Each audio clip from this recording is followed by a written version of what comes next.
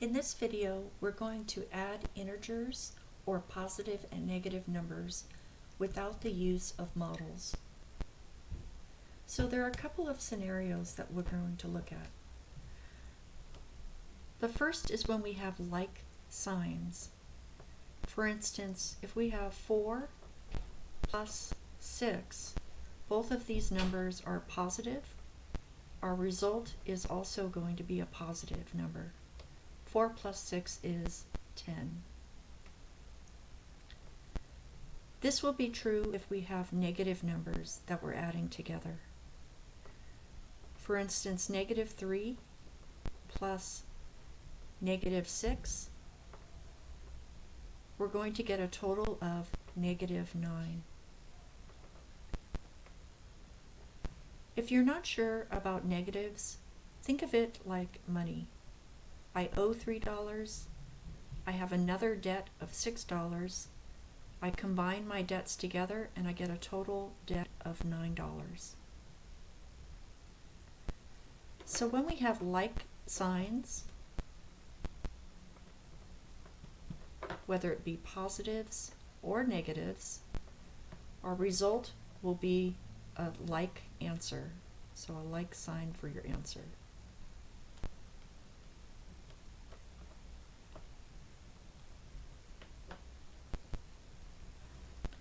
Another way we could write this out is positive plus a positive will give us a result of a positive number. A negative plus a negative will give us a negative answer.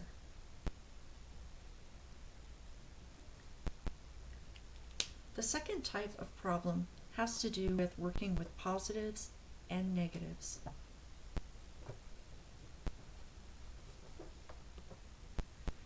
And there's a couple of ways that we can work this problem. Or I should say there's a couple of results that we'll get. In this first part, when we add a positive to a negative, our answer is going to be a positive number. If you are thinking about the models that we used in the last video, we would take a positive 1 and pair it with a negative 1. They would cancel, and what's left is the positive 3. If you think of money, I have $4, but I owe $1. After I pay my debt, I have 3 remaining dollars. Let's put the negative first. Let's say we have negative 5 plus 10, a positive 10. We're going to get the result of positive 5. Again, if you think of money, I owe $5 and I have $10, so when I pay my debt, I'm going to have 5 remaining dollars. In both of these scenarios, we have a positive plus a negative with the result of a positive answer. However, sometimes when you add a positive and negative, you're going to get a negative. So let's look at those types of problems. Let's say we have 10, and we're going to add to that a negative 12. If we think of the tiles, we would pair 10 positives with 10 negatives, and we'd get a remainder of 2 negatives. Or if you thought of money, I have $10, but I owe $12. If I pay what I have, I still owe $2. If we have negative 5, and we're going to add to that a positive 1, we're going to have a result of a negative 4. I owe $5, I only have $1. After I pay $1, I still owe $4. So in this case, we have a positive plus a negative but our result is a negative. So let's look more closely to see what's going on and why this is the way it is. In the first two problems, let's look at just the numbers, 4 and 1 and 3. If we subtract 1 from 4, we're going to get 3. 4 minus 1 equals 3. If we subtract 5 from 10, so 10 minus 5, we're going to get 5. If we subtract the 10 from the 12, we're going to get 2. And the same here, 5 minus 1 equals 4. So part of what we're doing is we're taking the difference between the larger number and the smaller number.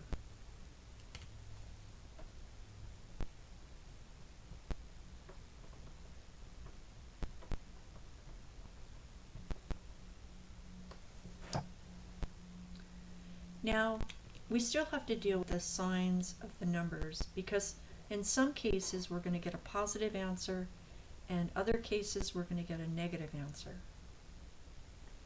Let's look at the signs of the numbers. In the first two problems, the larger number is a positive number, and because we're taking the difference, the answer is going to take the sign of the larger number. So 3 is going to be positive. When we subtract 5 from 10, we get a positive 5 because the 10 was a positive. Here, when we're subtracting 10 from 12, since the 12 is negative, left over will be 2 negatives. And after we take the difference of 5 and 1, the leftover, or the difference, would be negative 4. So the answer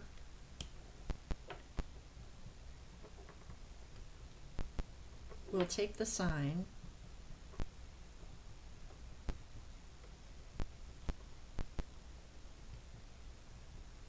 of the larger number.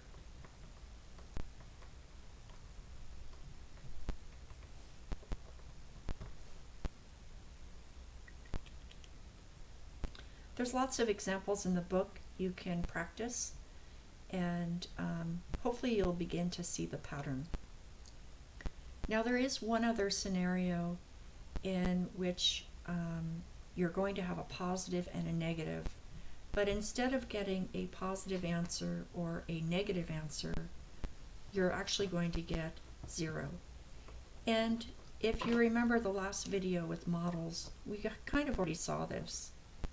So we have a positive and we add a negative, our answer is 0, and that's because when we add the opposite of a positive, so that'd be a negative, we're going to get 0. They basically cancel each other out. We could put the negative first. The opposite of a negative 4 is a positive 4.